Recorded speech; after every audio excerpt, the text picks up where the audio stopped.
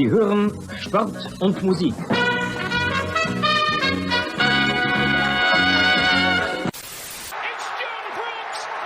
John Brooks for the USA! Das Spiel ist aus! Deutschland ist Weltmeister! In a world where fans fight over whether to call it football, or soccer, two German men defy the odds and call it Fußball. Bringing you inside the German-American football experience. And now, here are your hosts, the Schnitzel Boys. Hello!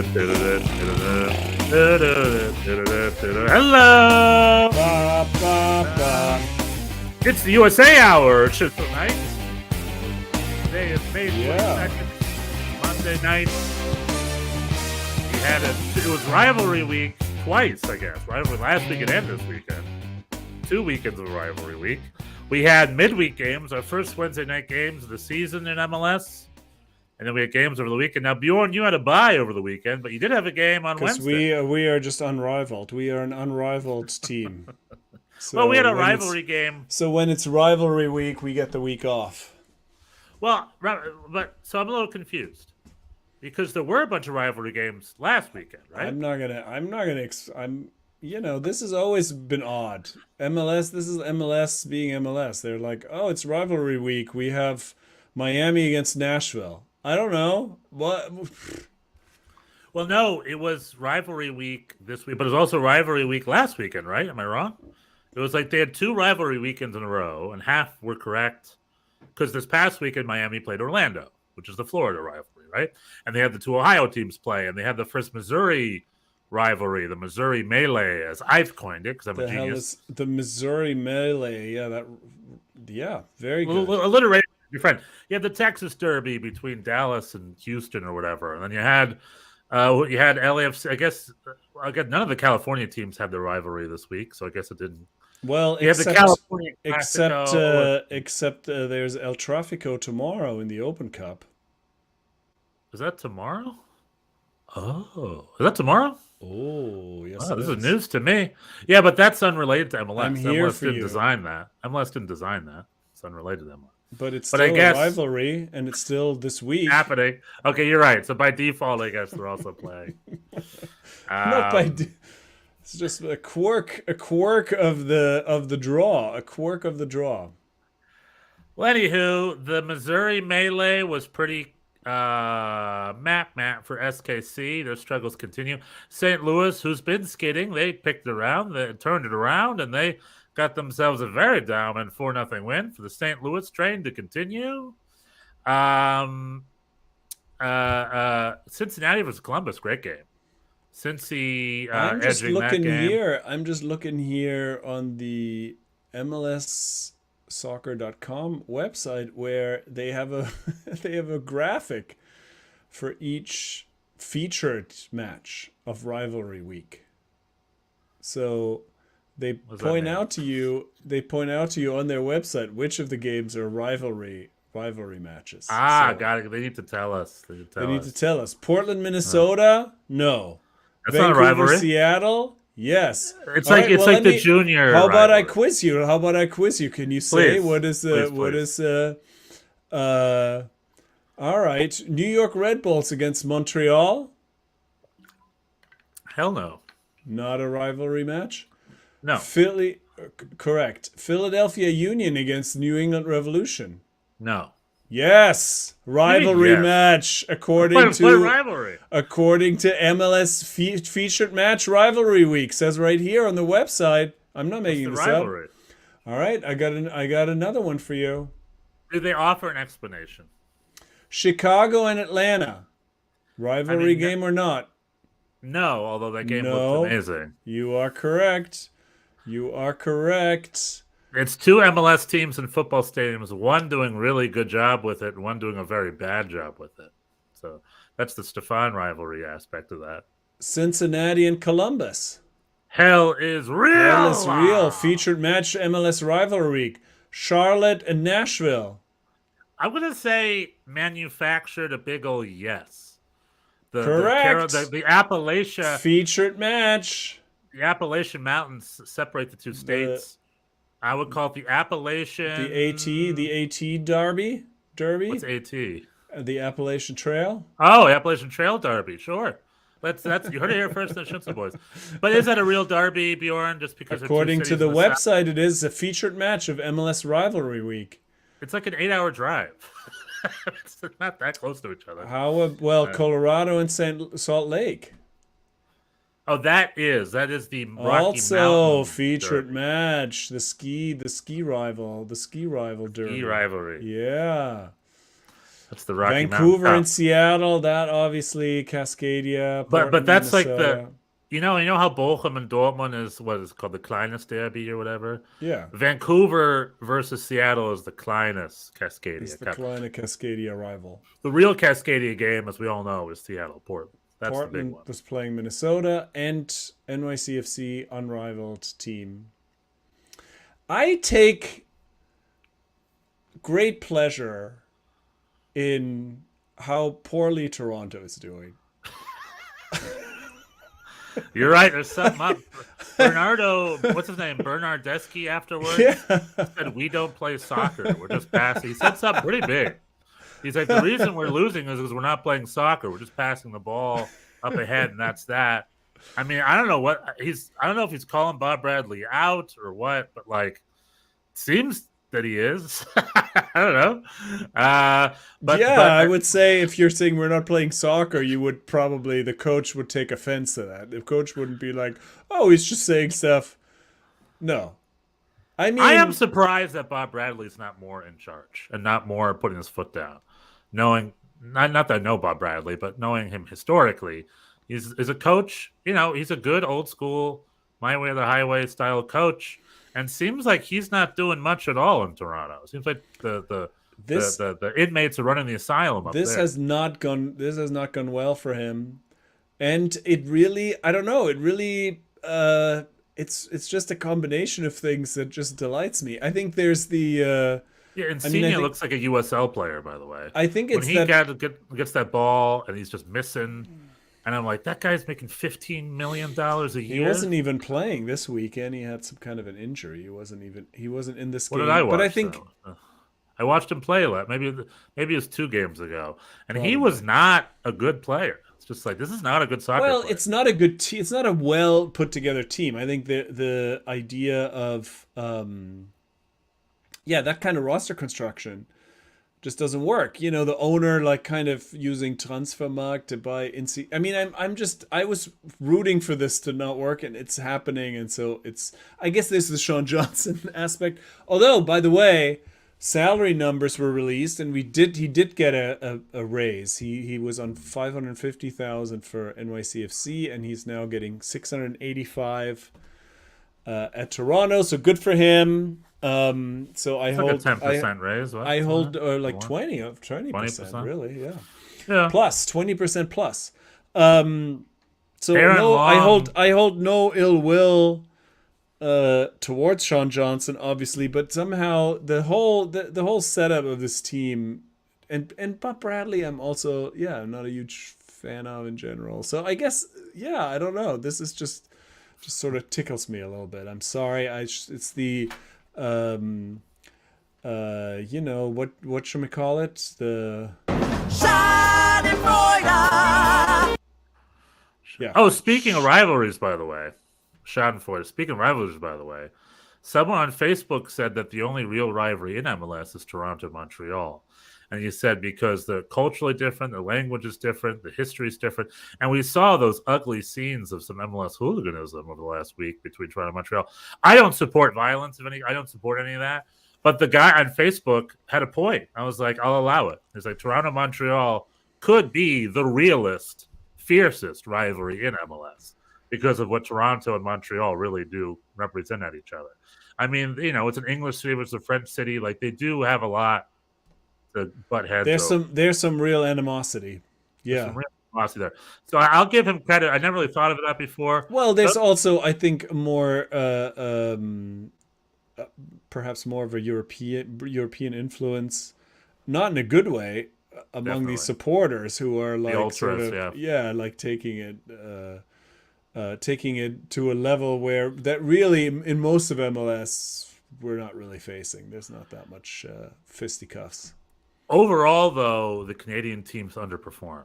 Like Toronto had that period of success under Greg Vanney with Sebastian Giovinco, and they were really, really good those few years. But other than that, in the entirety history of Canadian MLS, it's a bunch of underperforming. So there's no titles. Yeah, Montreal did sparse well. Playoff appearances. Montreal did well last year until we then they fired their coach. Then we beat them in the playoffs, and then they just let everybody go. Not only the coach, also sold most of their players. So yeah, the Canadian teams are struggling. In the case of Montreal, I feel neutral. In the case of Toronto, I feel tickled. Well, Montreal, we'll get into this in a second. I just want to say Daniel Young has joined us in the chat. Hello, sorry, Daniel. guys. Sorry I had my first day of training for my position.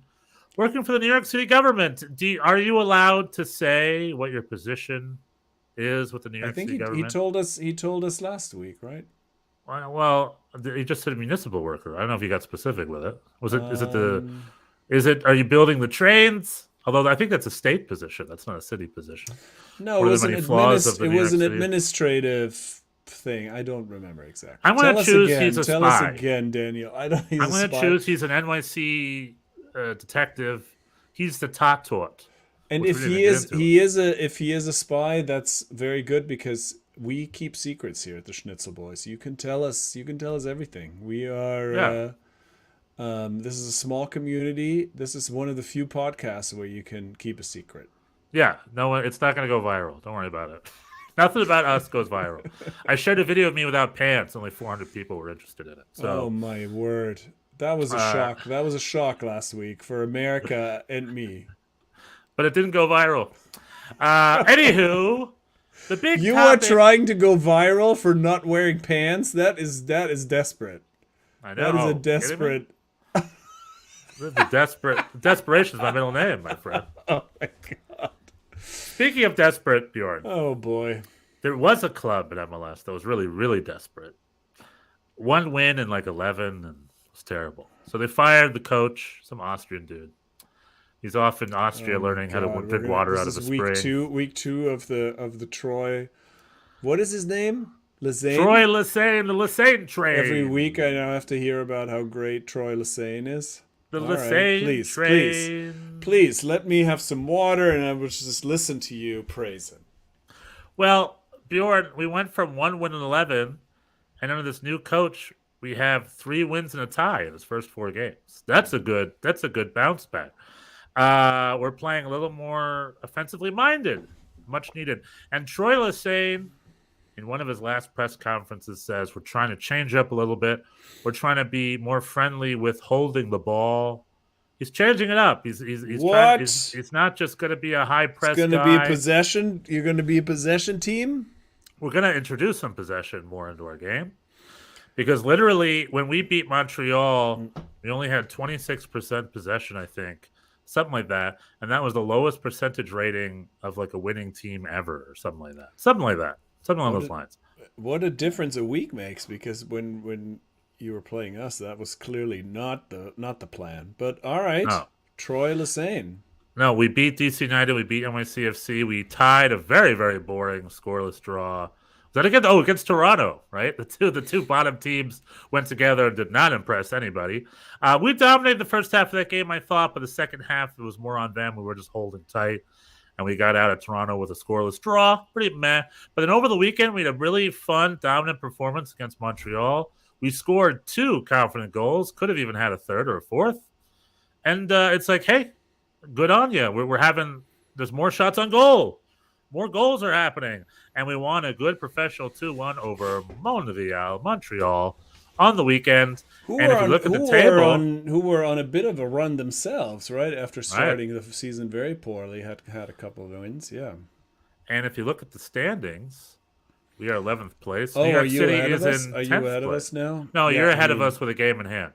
But we're both tied at 16 points. So we turned ourselves around. No, but what's funny is you and I talk about the New York teams a lot. If you look at the East, the 2 New York teams are not much to talk about. in general. New York Red Bulls are improving. New York City skidding, right? It's a 4-game winless streak. Am I right?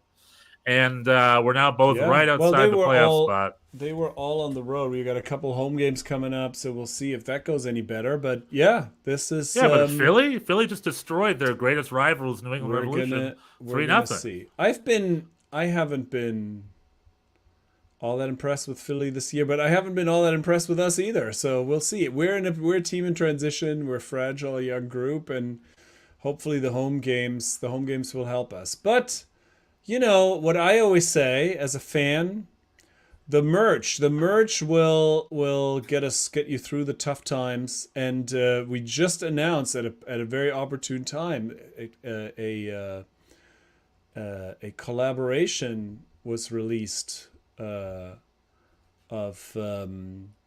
Drake's clothing company, Ovo, I think they're called, and some tattoo guy, Mr. What's he called? Mr. something? I have no idea. You're asking me. And so we have fancy merch. We got fancy merch now coming, and that will get us through the tough times. I will model this when it arrives next week.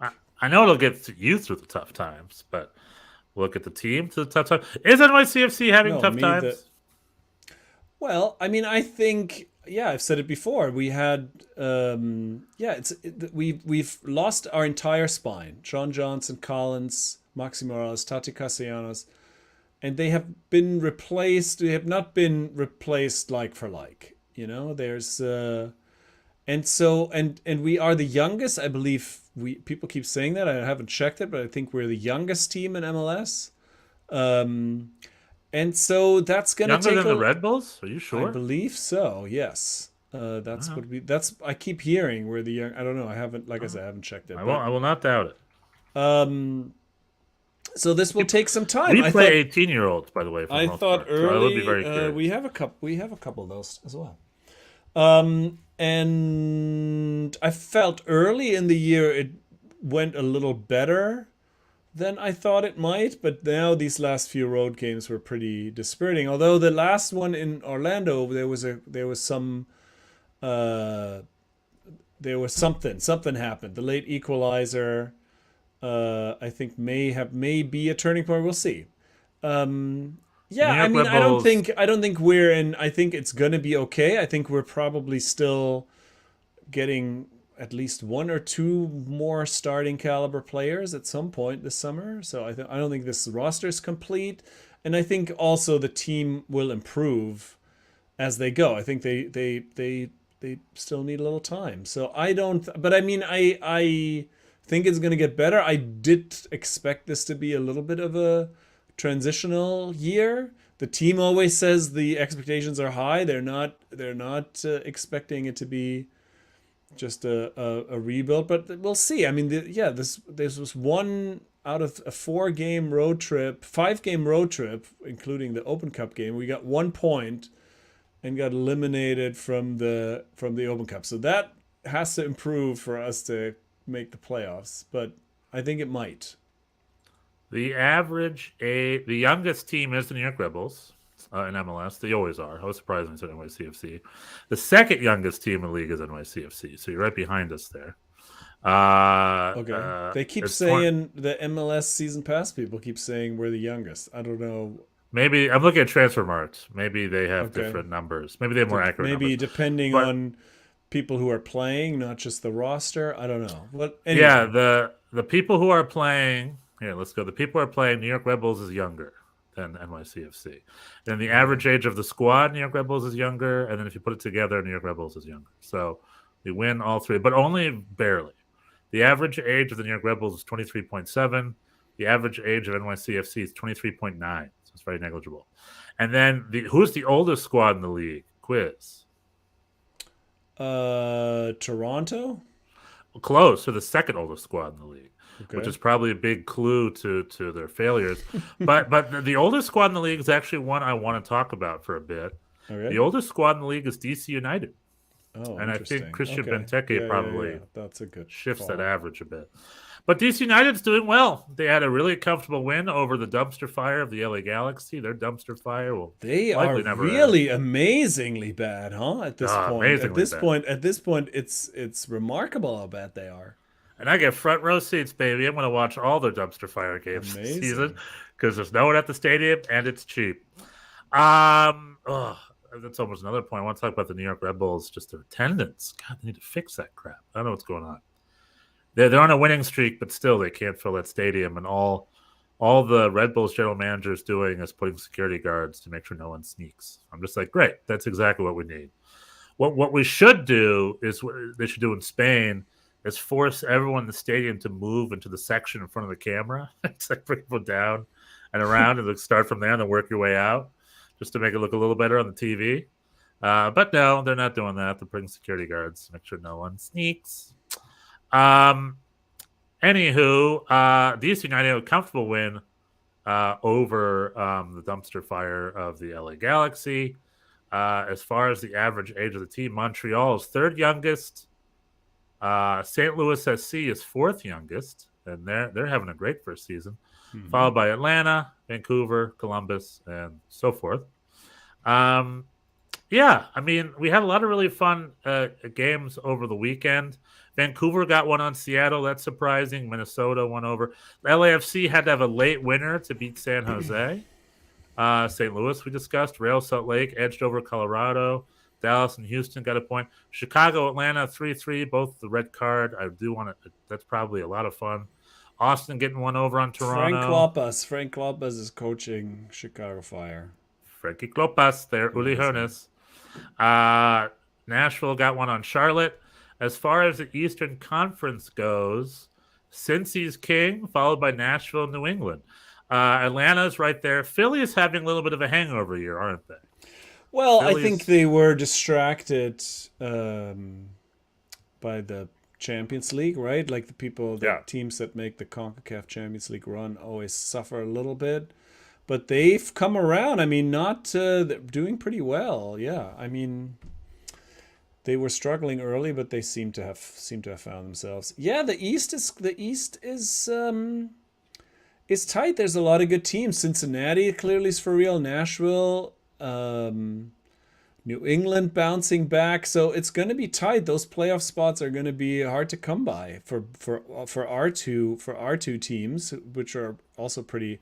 I mean, obviously now Troy Lesesne has cracked the code, so you're just gonna race up the standings. But for us, in a more of a fragile team state, we may be teetering on that playoff edge all season. I don't know. We'll see. Yeah, I mean, who knows? I mean, I like Lesesne compared to Struber, but at the end of the day, he has so many challenges. I would pick the person selling sausages at Red Bull Arena over Struber potentially. Well, I'm not going to argue with that at this point, but New Red Bulls are still thin. We're the youngest roster. We're not the deepest roster. We have so many injuries. Is the other story. We have like 8 to 10 players out. That is true. That's true. So you probably will get better.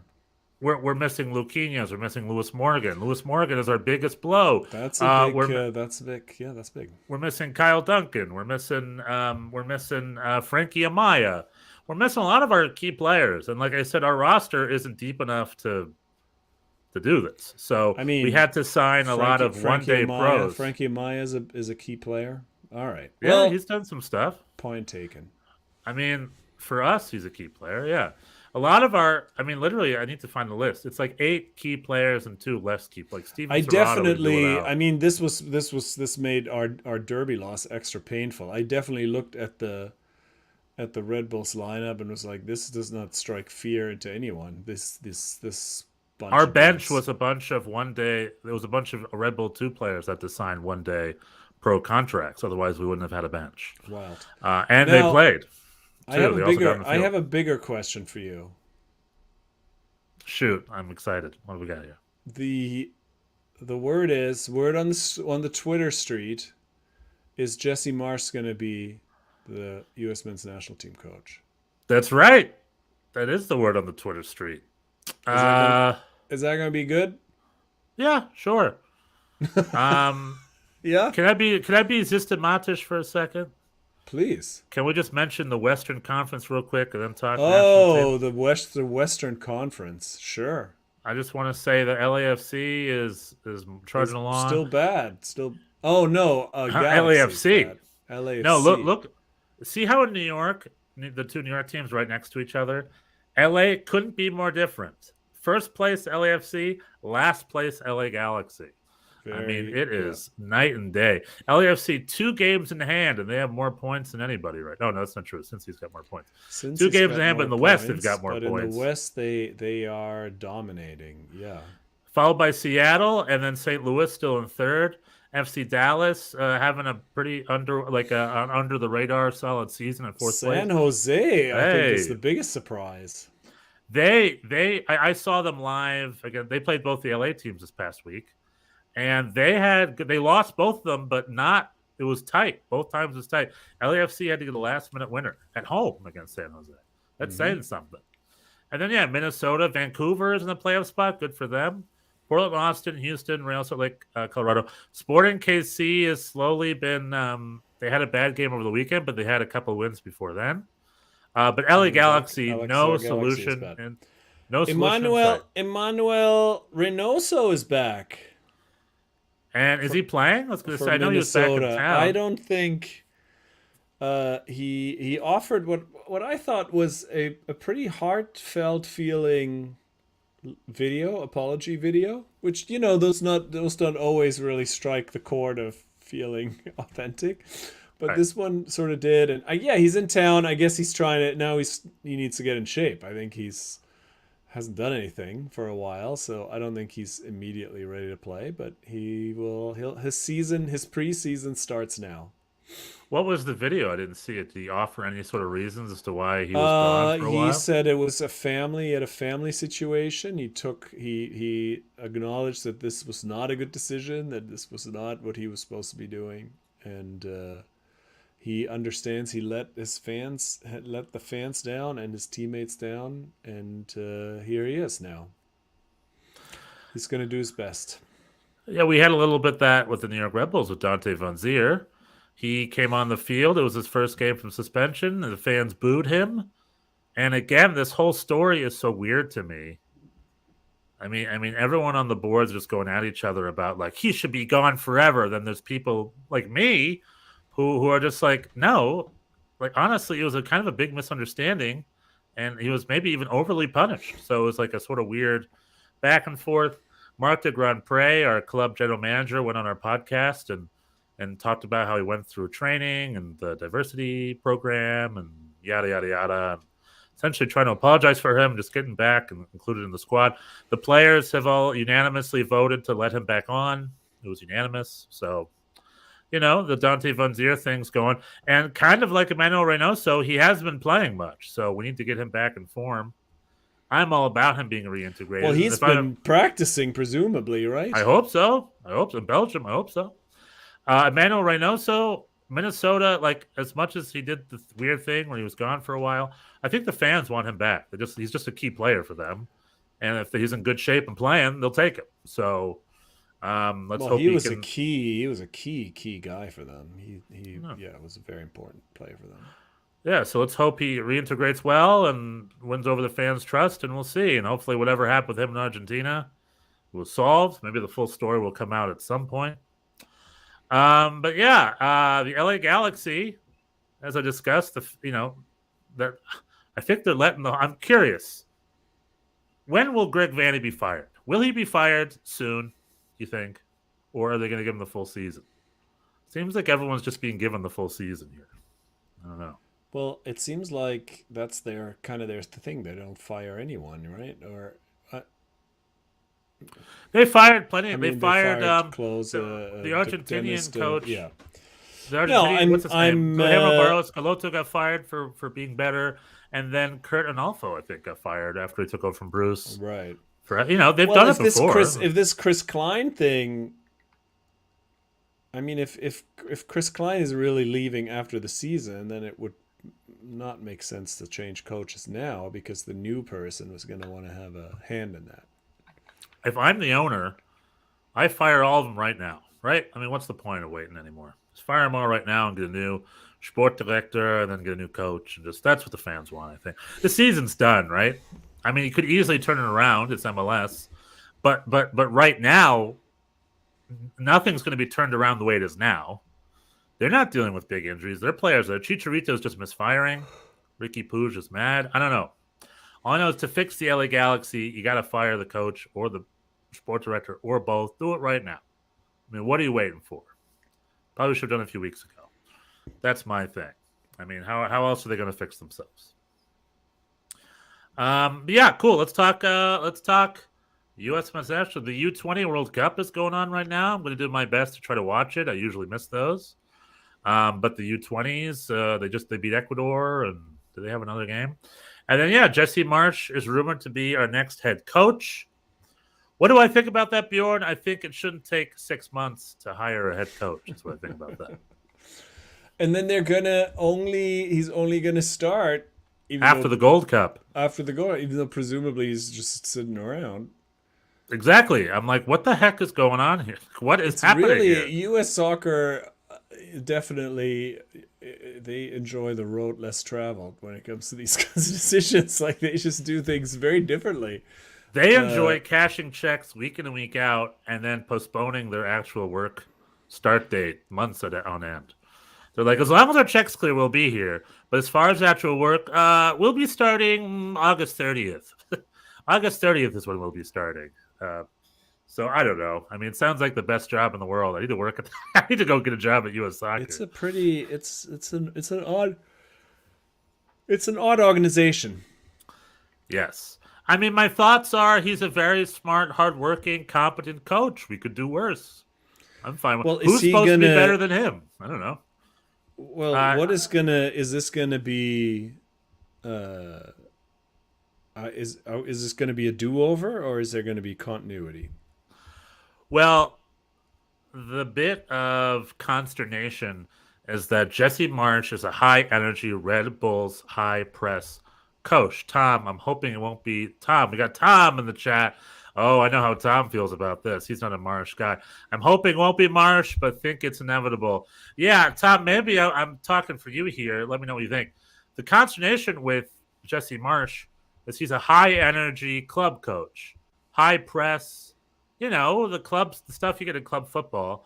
But at a national team level, it's hard to instill philosophies like that because it's a certain selection. You're only with them in short periods of time. Under Greg Berhalter for 3.5 years or 3 years, he had a very specific way he wanted to play. And if I had to, honestly, it never stuck 100%. To me, it was like it got better and better. I think they fed into his stuff 75%, maybe 80%, like they were pretty close. They're very defensive, not very attack-minded, very defensive. They did positional play. But it was never 100% as ideal as I think as it was supposed to be. And I think the criticism is like with a national team, you can't do that. I think a national team coach really should just be a man manager who picks the best players, makes them feel good, and sets them up for simple success. Kind of like that's what Bruce did, and we had our best years under Bruce. So that's the consternation. I don't know. But does Jesse Marsch know that? Will he coach the team with that in mind? I hope so. And B, will it be burned to the ground, set up over and again? I mean, yeah, it'll just be Jesse. I don't know. What would be the continuity? I don't know. Like they are going to play a little differently, sure. So there won't be continuity. But will it be a total refresh? No, I don't think so. It'll be a lot of the same players playing in a lot of the same positions they've been playing. McKennie's going to be a 6. He's going to be an 8. Tyler Adams is going to be a 6. Pulisic's going to be a winger, I think. I mean, so it doesn't really matter who the coach is, according to you. You're putting words in my mouth, Bjorn. I'm saying Jesse Marsch is a really passionate, hardworking coach. I think he is a good man manager. And Leipzig aside, the players play for him. Look what happened to Leeds after he left. Leeds beat a lot of big clubs. They couldn't beat the small clubs, so they started to falter. But since he left, now they can't beat any clubs. So, well, they were in 17th when he left. They're now in 18th. So One spot. I mean, worse. it didn't improve. Things didn't improve after he left. That's true. This season, Leeds' best games were under which coach? This season, Leeds' best games were under. I don't know. I don't watch. The answer is Jesse Marsh. Okay. They beat like Chelsea. They had like 2 or 3 big wins early in the season against big clubs. Didn't they beat Man City? Maybe they've given up more goals than any other team in the league. So that's Jesse. As a New York Red Bulls fan, under him we played our best soccer, but we also played our worst defense under him. So get ready for that. If Berhalter held us tight, Jesse Marsh is almost the opposite, isn't he? I don't know. What are his accomplishments? What has he done lately that makes him such a shoo-in? I mean, he worked under Matt Crocker or whatever. Matt Crocker tried to sign him at Southampton. I don't know. Jesse Marsh won titles with New York Red Bulls, then he won titles with Red Bull Salzburg, and then he was the assistant coach when RB Leipzig won the cup. But when he was the head coach of Leipzig and the head coach of Leeds, no, he won nothing, and they were that went poorly. Leeds, he got fired, and he led Leeds to avoid the relegation drop, so there was that. But then the following season, he didn't last long. I think he was fired. When was he fired? January. He was fired in January, right after he hired Chris Armas or something. He was fired in January. Tom said he beat Chelsea and Liverpool. Those are 2 big wins. Javier Garcia didn't beat Chelsea. Liverpool was losing a lot of games at the time. But what I'm saying, but if you think of American coaches, I mean, who's better? Greg Berhalter. You're better? So are you saying that you would rather Greg Berhalter have signed an extension than hire Jesse Marsh? Well, it's kind of hard to imagine that happening at this point. After this whole charade. I mean, I guess I've said it before. I'll say it again. I think he is underappreciated. Continues to be completely underappreciated. That's it. That's what I have to say. I mean, can I offer the Greg Berhalter this thing? I'm not a Berhalter out guy, whatever. However, under Berhalter, we played some really boring, ugly soccer. We really didn't play great soccer. Yeah, I'm never gonna subscribe to that theory. Like, which American team has ever been like saucier and more ball oriented and playing first? We've had that before in the history of. I mean, of course, there's Bruce like Arena. the golden generation of those guys, but it's like, I mean, considering the player pool, considering this generational gap that he was facing, what he took over and what he left is an enormous step forward, a gigantic step forward, and sort of the anti Jose Mourinho, like being very productive. Do I think he did everything right? No.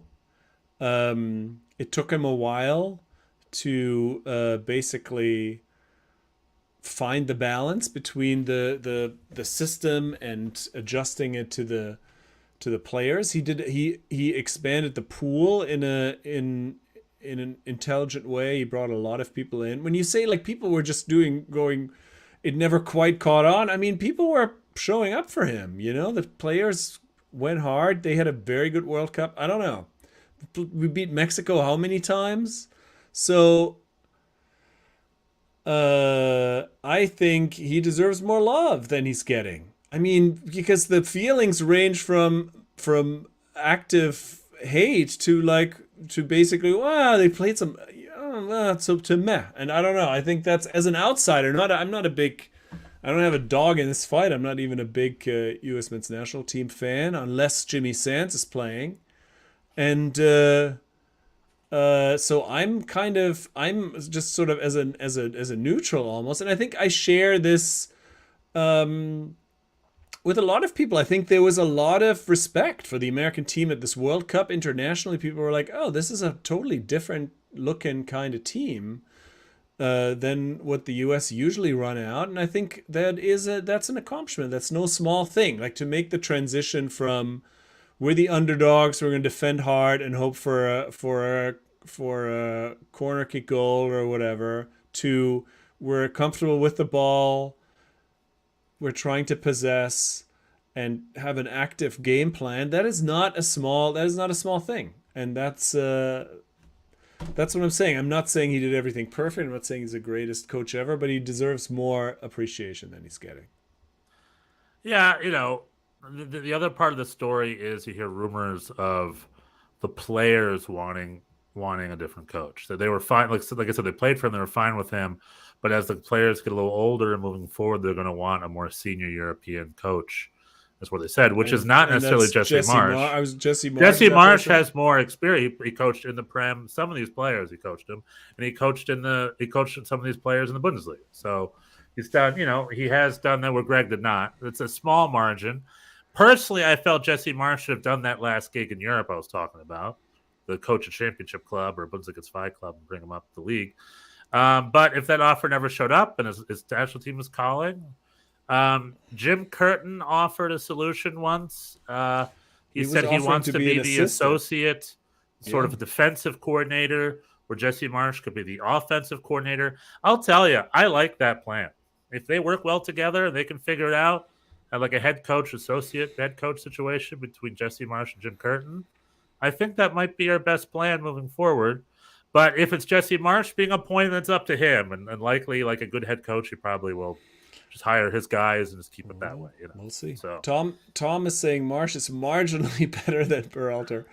Were Berhalter's accomplishments because of his style and system, or was it talented players in spite of Berhalter? Well, we'll never know now, will we? Right? We will never. We can never. Or we will. We can never. We will now. Well, I guess now we will, because he's gone, and we'll see if now the team will now finally torch every other team like apparently they're supposed to. I don't know. We'll see. I will call it right now. If Jesse Marsch is the next U.S. men's national team coach, he's not going to make it all the way to the World Cup. That's my prediction.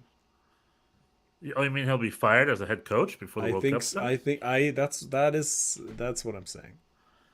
I find that hard to believe, but it could easily happen. Simply because the U.S. soccer doesn't fire anybody. I mean, it's very rare that they fire coaches. I mean, since 1994, they've had like 5 head coaches.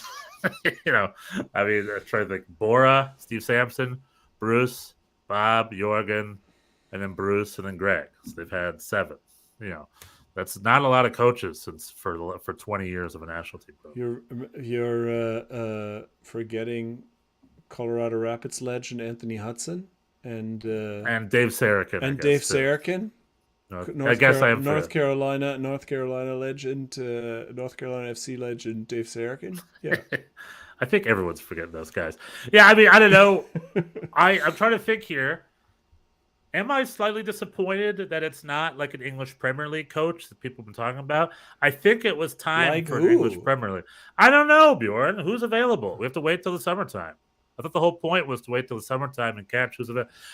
Rumors were Patrick Vieira. We had Patrick Vieira rumors coming up. Oh, also. That'd be way better. That would be a great. I mean, obviously, I have mixed feelings about Patrick Vieira. Obviously, as an NYCFC person, I really loved him when he was our coach. I hated the way he just left in the middle of the night and lied to us.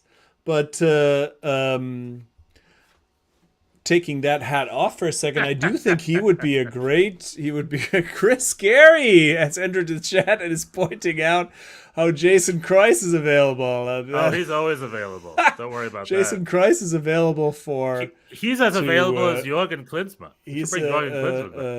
Jason. Well, isn't he? No, Jürgen has the South. He's got the South Korea job. Let's check in on South Korea's results under Jürgen Klinsmann. Have they played a game? They've played a handful of games. If memory serves, they've lost all of them. is playing right back now, probably. Probably. I think they've lost all their games. Jason Kreis, that's funny. Where's the South Korea? Jason Kreis is available to manage an Applebee's probably at this point. National team games. Why doesn't it just show the national team games? South Korea national team. Anyway, I can't find. Here it is. South Korea schedule, transfer marks. Jason. Come on here. Last I think 15 games. among former NYCFC coaches, I think Patrick Vieira would be the better choice over Jason Kreis. I'm gonna. That's my hot take. They had 2 games in March. They tied Colombia and they lost to Uruguay, South Korea. All right. And then they've got Peru and El Salvador over the summertime. So The jury's out. Jury's out on Jurgen. So a tie and a loss under Jurgen Klinsmann. Good. Good. They do 4-4-2 with a double 6 over there. Dave Sarakin. Dave Sarakin was a head coach for a year, and they had a great year. They played great. They tied. They were the only team to tie France that year. France beat everybody else and won the World Cup that year. But anywho, Patrick Vieira was rumored. I mean, I'm trying to think who is any of them. Let's say Eddie Howe was fired over the summer or something, and he was available. Wouldn't we take Eddie Howe of Newcastle? Sure. Why would Eddie Howe? He's not getting fired. Eddie Howe was talking about how much he loves the U.S., how much MLS has improved, and blah blah blah. And sure, whoever he does say that. I don't know how does he did because Newcastle is playing a summer tour in the U.S. Oh, right, he's coming to America. Yeah. Yeah, I mean, I don't know. Like, it's... Let's say Thomas Reis gets fired after Schalke gets eliminated. Schalke gets down, Thomas Reis is fired. And U.S. Soccer hires Thomas Reis. Thomas Reis deserves consideration for all kinds of jobs. I mean, I think it's like... At this point, if you're just not familiar with the player pool at all, it might be... I don't know. Yeah, maybe. I don't know. I mean, I don't think just some random English guy is the answer necessarily, but... I think Pellegrino Matarazzo would be a good choice, but he's booked currently. I think he's committed to his Hoffenheim, but I think he'd be a great choice. He is probably the best U.S. coach for the job because he is very flexible. He's very smart. He's a very good coach. He's very flexible. And I think for the U.S. men's national team, they need a guy just like that. I think we do better than Pellegrino. We could do worse than Pellegrino, but Pellegrino is committed to the Bundesliga for right now. Chris Carey, Jason Kreis. Tom's saying U.S. will make it out of the group. Tom, not high on Marsh. And then, seems the U.S. men's national team fan base are split on Marsh. Tom doesn't like Triple G. Doesn't like Triple G either. And half want Marsh because he's better than Berhalter. Klinsmann to Leeds. Oh, if Leeds needs to make their way down to League One, sure. Klinsmann to Leeds, yeah. I think the U.S. soccer fans are also a little unreasonable, as I'm sure you'd love to point out. We want everyone's talking about Pep Guardiola or something like that. It's like Pep ain't coming. a lot of the names thrown out. It's like they're not going to come. If Pep were to come, he's not bringing the Manchester City players with him. You know what I mean? He's only coaching the players that are available. So it comes. Pep Guardiola is not going to coach. Is not going to be the next U.S. men's national team coach. What is that? That's not it. That's the not people on Twitter and the U.S. soccer Yale fan base are like, we need a real coach. We need Pep, but we need Jose Mourinho or whatever. Jose Mourinho was. Oh my God, that would be horrendous. That would be terrible. So too. That'd be a terrible choice. I think so too. But I think a good, like a Patrick Vieira, we could do worse than Patrick. I know Thierry Henry wants a job. Patrick thank Vieira, you. He's got some MLS experience. I think Patrick Vieira might be a good. But again, what are his titles versus Marsh? Who has won more between him and Marsh? Marsh has. They're lower leagues, but still, I don't know. I guess Patrick Vieira was a little bit longer of a Prem coach than Marsh was, I guess, but that's it. So I don't know. Yeah, and Crystal Palace really did well after he left, so that's one thing to consider there. Yeah, Jesse Marsh he is more of a, like, what I remember him is just being a very sort of youth-oriented guy. I don't know. I think he's a good developer of players, perhaps. I don't know. But yeah, I mean, the people throwing out Pep or Klopp or Guardiola or Ancelotti or all these, like, none of these guys are going to come. Yeah, and they're not going to bring their players. So it's like, don't mix up a billion a I year. think Carlo designed Ancelotti. European I think team versus the national team. Ancelotti has got some Canadian connections. At least he's got some. Right. I mean, I think he'd be a good choice. But it's like, I don't know. But would Ancelotti do better than Marsh? To be honest, I think he'd be half retired. I'm worried something like that would be semi-retired. Yes. Are Yeah, you he sure? would. Yeah. Semi-retired, doesn't really care. Semi-retired. He was just in the Champions League semi-final. Yeah, but if he gets the U.S. job, he wants to live in Vancouver, where he's retired. Go show up 6 times a year at some games to be the head coach. How do you know this? How do we know that's not what his deal is? Look at Tata at Mexico. He didn't really like. They were the worst under him in years, and he didn't seem to care that much. He just said, "This system sucks." Bye, and now he's the head coach of where. But you don't know that ahead of time. Everybody at the time was like, "Oh, see, look at the Mexicans doing it right. They hired the guy. They couldn't even get an interview for the U.S. men's national team. Everybody was said like Tata Martino could do no wrong." Exactly. That would be us with Carlo Ancelotti. The same thing. We'd be like, "Oh, we got Carlo Ancelotti," and then the whole time he'd be like, "These players suck. This system sucks. I can't do anything for you guys." And then mediocrely guide us to a underwhelming, record. There's that could also happen.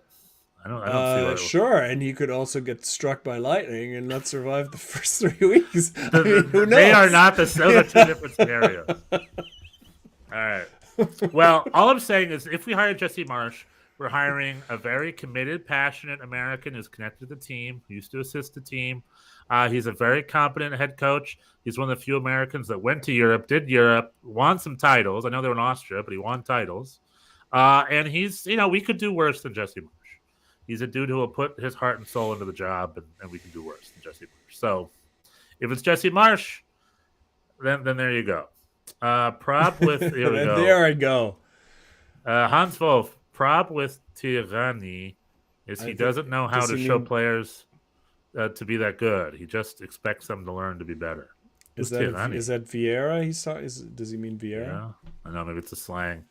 I don't know. Who knows? When some guys just some guys just can't get better. That's true. Some guys just can't. Anyway, do we have any other thoughts on the USA Hour? It seems that Jesse Marsh is imminent to a lukewarm response, but maybe he'll win over the fans. Who knows? Oh. When he came to the New York Red Bulls, we wanted his head. When he left the New York Red Bulls, we didn't want to see him go. So that's a little advice from your New York Red Bulls pals, Jesse Marsh. All right, we got some MLS next week. Summer of soccer is heating up. We got the U.S. Open Cup tomorrow and Wednesday.